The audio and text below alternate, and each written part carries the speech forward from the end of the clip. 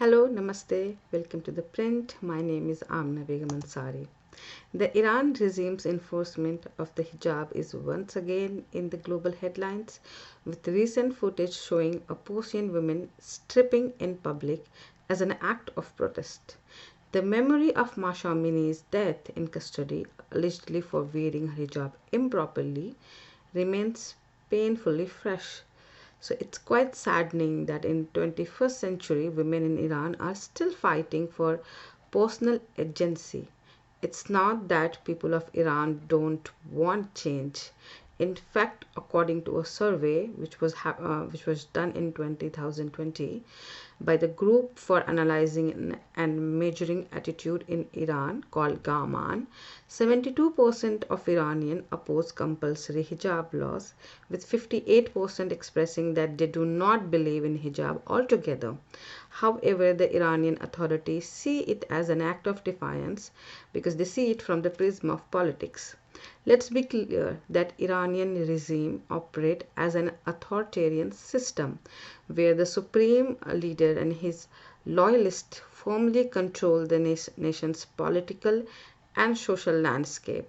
So as it's typical with any authoritarian rule, there exists an acute fear within the leadership that any shift, however small, might unravel the regime's grip on power.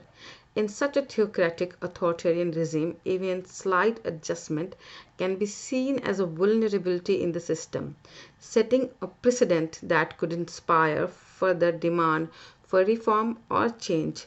Therefore, the Iranian authorities relaxing hijab law would not only weaken their religious and ideological stance but also risk signaling an openness to broader freedoms, a potential domino effect they are desperate to avoid. Modesty has long been used as a trope to defend the enforced hijab on women. Claiming that it keeps women safe in public, it is the same age old patriarchal argument, suggesting that women's safety depends on their attire rather than addressing the real issue, which is society's attitude toward women.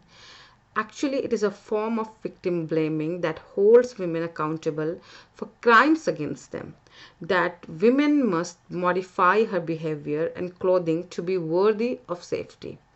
This flawed logic fails to address the root causes of gender based violence and instead burdens women with the responsibility to prevent it. What was more interesting for me, the reaction of liberal in India. One might expect liberals to be natural allies in defending her right to choice and condemning legally mandate dress codes. However, during a debate on Times Now, I was struck by the bizarre arguments I witnessed.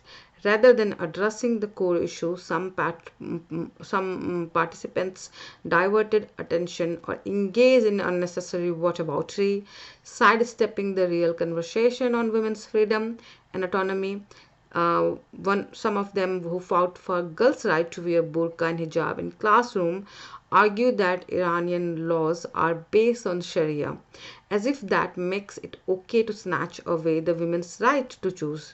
Many said that stripping in a public was indecency and that even in India it would be unacceptable, ignoring the fact that it was done as an act of defiance against the enforced law. So they totally disregarded or discarded the context of such an act. And when people argue that hijab is a choice but fail to condemn its enforcement by authorities, it exposes a clear hypocrisy.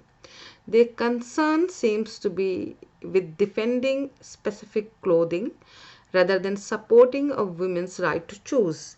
Choice is just a convenient argument for the movement and not a genuine commitment to the principles for these these kind of people who try to portray them as a liberal, but they are not. Another question is that what about Indian schoolgirls?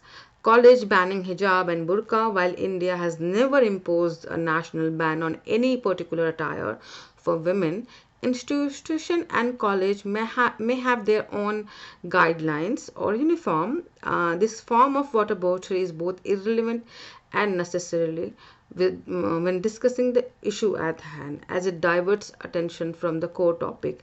I mean, one can argue that uh, yes, women should have a right to wear whatever they want to wear. They can don hijab, they can wear the swimsuit, but you cannot argue that you are going to wear swimsuit in the school.